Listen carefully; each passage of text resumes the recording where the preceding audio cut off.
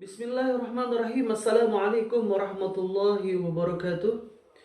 Alhamdulillah, alhamdulillah rabbil alamin, wassalatu wassalamu ala rasulil karim wa ala alihi wa sahbihi wa barik wa sallim ajma'in. Alhamdulillahi rabbil alamin. Semoga semuanya dalam kondisi sehat walafiat, tak kurang satu apapun.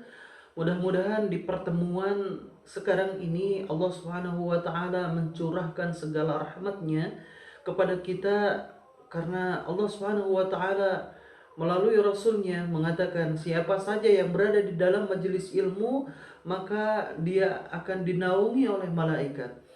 Tapi mudah-mudahan kita pun termasuk ke dalamnya.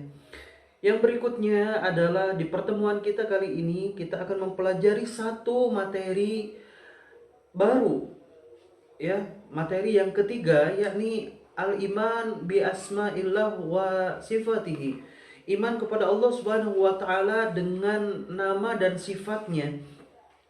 Yang di dalam buku antum yang dipegang antum ini, di buku hijau ini adalah berada di halaman yang pertama. Judulnya adalah Aku dekat dengan Allah Subhanahu wa taala. Aku selalu dekat dengan Allah Subhanahu wa taala. Di mana titik tekannya ini adalah kita mempelajari tentang Asmaul Husna. Yang pertama adalah kita ketahui dulu pengertiannya, ta'rifnya. Asmaul Husna diambil dari dua nama, Asma dan Al-Husna. Al-Asma itu berarti ismun, jama dari ismun.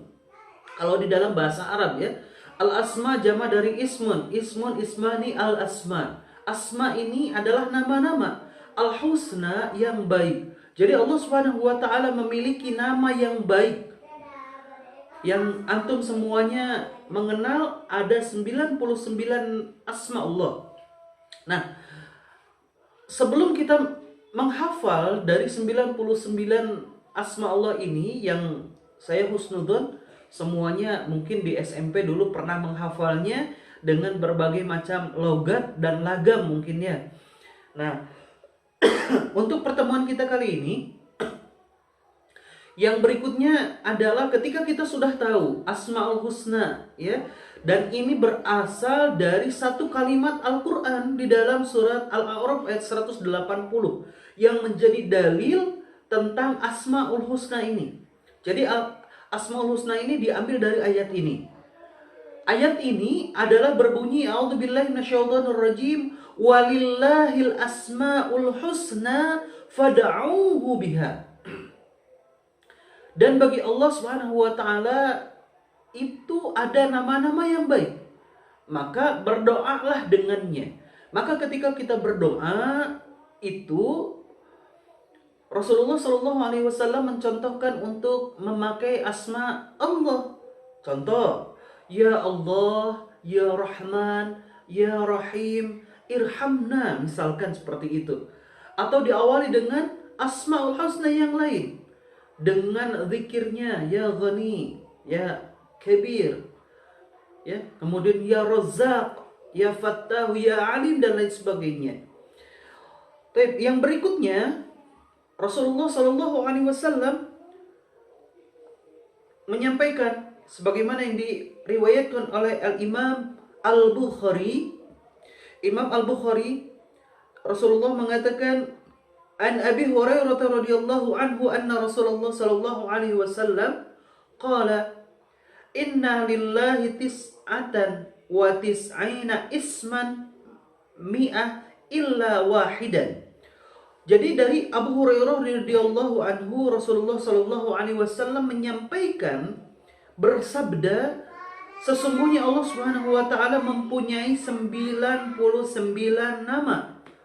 100 kurang 1, mi'ah illa wahidan. 100 kurang 1 ya 99. Ahsaha man ahsaha dakhalal jannah. Siapa yang menghafalnya, nah ini, dakhalal jannah, maka ia akan masuk surga. Ini adalah pijakan kita dalam menghafal Asmaul Husna. Di dalam ayat ini di dalam hadis ini yang diriwayatkan oleh Imam Al-Bukhari, siapa yang menghafalnya dakhalal jannah. Tapi tentunya bukan hanya sekedar hafal.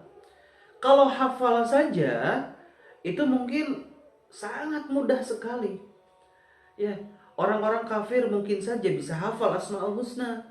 Tapi syarat masuk surga adalah bukan hanya hafal Asmaul Husna.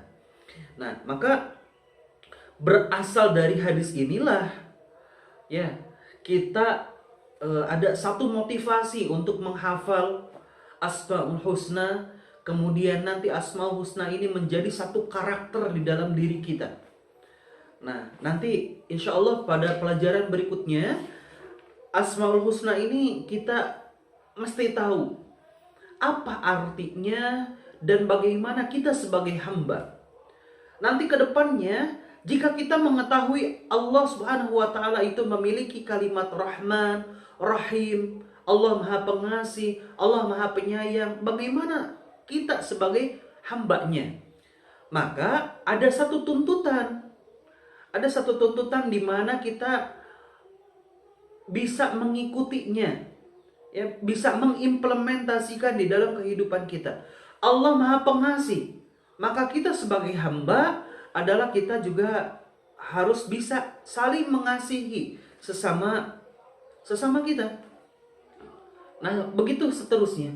Ketika Allah Subhanahu wa taala Maha Razzaq, Allah memberikan rizki, maka bagi kita sebagai hambanya, disinilah kita perlunya untuk berbagi dengan sesama. Maka implementasinya adalah kita bisa berbagi dengan sesama.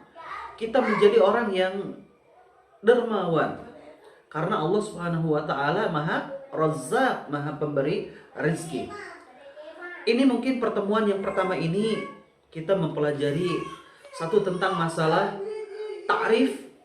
Yang kedua adalah asal muasal daripada Asmaul Husna. Yang ketiga adalah hadis pentingnya kita menghafal Asmaul Husna. Demikian materi hari ini. Kemudian berikutnya adalah silakan antum untuk bisa membuka bukunya, kemudian membaca, dan apabila ada yang ingin ditanyakan, boleh silahkan wapri ke nomor WhatsApp saya. Billahi sabilil haq wal afu minkum. Assalamualaikum warahmatullahi wabarakatuh.